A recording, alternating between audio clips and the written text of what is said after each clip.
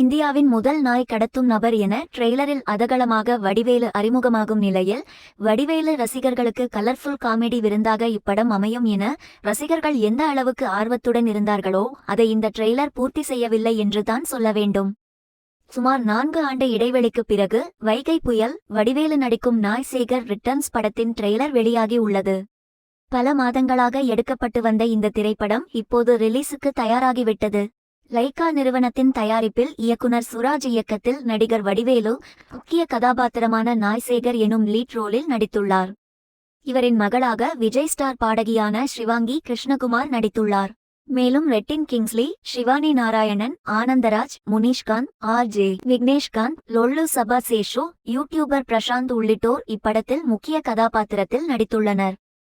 சந்தோஷ் நாராயணன் இப்படத்துக்கு இசையமைத்துள்ள நிலையில், முன்னதாக இந்த படத்தின் முதல் பாடலாக எங்க அப்பத்தா பாடல் வெளியாகி இணையத்தில் ஹிட் அடித்தது.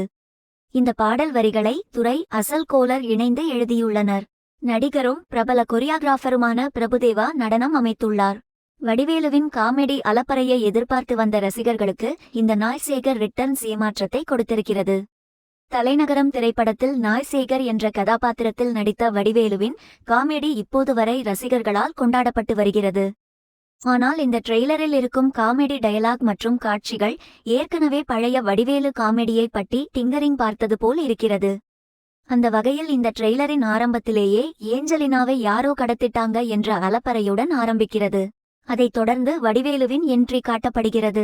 நாய்களை கடத்தும் திருடனாக வடிவேலு இதில் நடித்து இருக்கிறார்.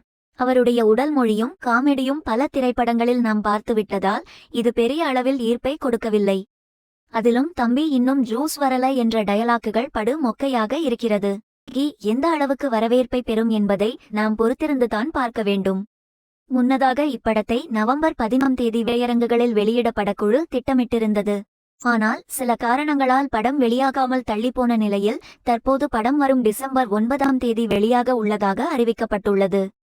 இப்படம் பற்றி பேசிய இயக்குனர் சுராஜ், மருதமலை படத்தில் வடிவேலு ஏற்று நடித்த என்கவுண்டர் ஏகாம்பரம் கதாபாத்திரத்திடம் 2 மணி நேரம் வந்தால் எப்படி இருக்கும் என்பதை கற்பனை செய்து பாருங்கள். அப்படித்தான் இந்த படம் இருக்கும். படம் ஆரம்பித்தது முதல் கடைசி வரை காமெடிதான். சென்டிமெண்ட்டுக்கு இங்கு இடமே கிடையாது. அவருக்கு இந்த கதாபாத்திரம் நிச்சயம் வித்தியாசமானதாக அமையும். இந்த படத்தில் அவருக்கு 7 முதல் 8 தோற்றங்கள் இருக்கின்றன என கூறினார்.